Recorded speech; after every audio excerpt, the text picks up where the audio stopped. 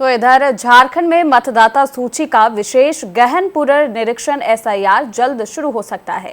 दिल्ली में आज सभी राज्यों के मुख्य निर्वाचन पदाधिकारियों के साथ अहम बैठक हो रही है। तो झारखंड ने पहचान के लिए जमीन के खतियान को भी मान्यता देने का सुझाव दिया है। देखिए इस पर यह पूरी रिपोर्ट।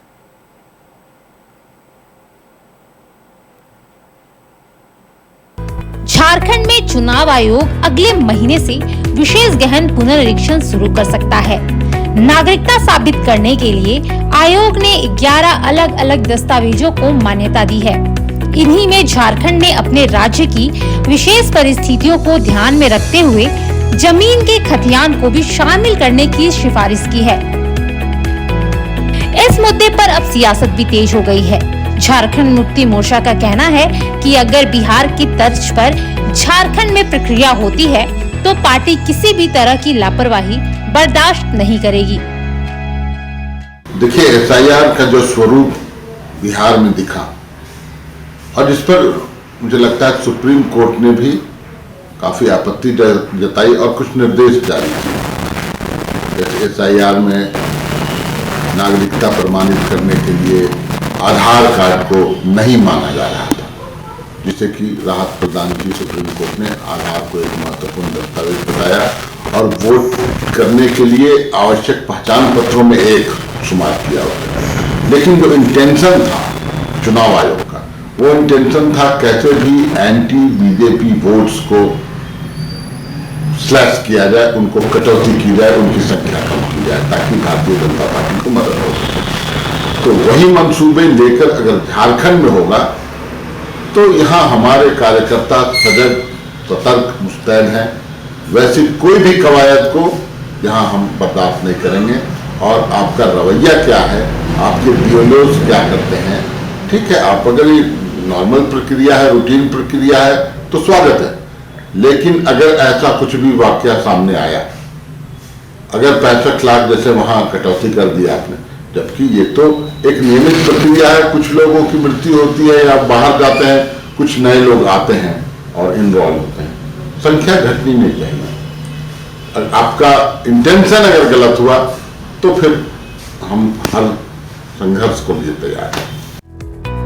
वहीं बीजेपी विधायक सीपी सिंह ने इसे सही कदम बताया और कहा कि बिहार की तरह झारखंड में भी अवैध रूप से मतदाता सूची में नाम जुड़ने की संभावना है।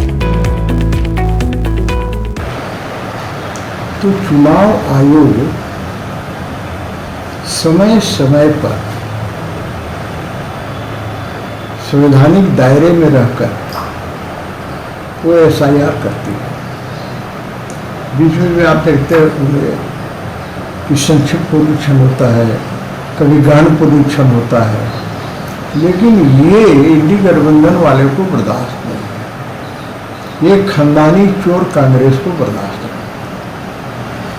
आज विपक्षी दल इंडी गठबंधन वाले इस मामले में एक हो गए हैं, क्योंकि उन्हें डर है कि बांग्लादेशी घुसपैठियों का नाम कट जाएगा, ये रोहिंग्या मुसलमानों का नाम कट जाएगा।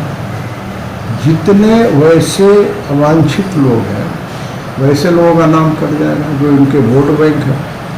वैसी स्थिति में मैं देख रहा था अभी टीवी चैनल, कल ही परसों देख रहा था, तो मैं देख रहा था कि साहब बिहार में किशनगंज है, वहाँ 20 लाख कुछ हजार लोग निवास करते हैं, लेकिन आधार कार्ड बना हुआ है 23 लाख कुछ हजार, 1 लाख से ज़्यादा आधार कार्ड बना हुआ, किसका बना हुआ है?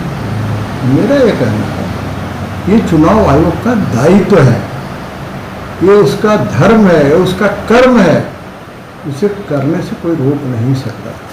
ये खानदानी चोर लोग कितना भी यात्रा निकाले, बिहार में निकाले, हो सकता है कल यहाँ होगा तो यहाँ भी निकालेंगे, उससे क्या फर्क पड़ता है। चुनाव आयोग को बिल्कुल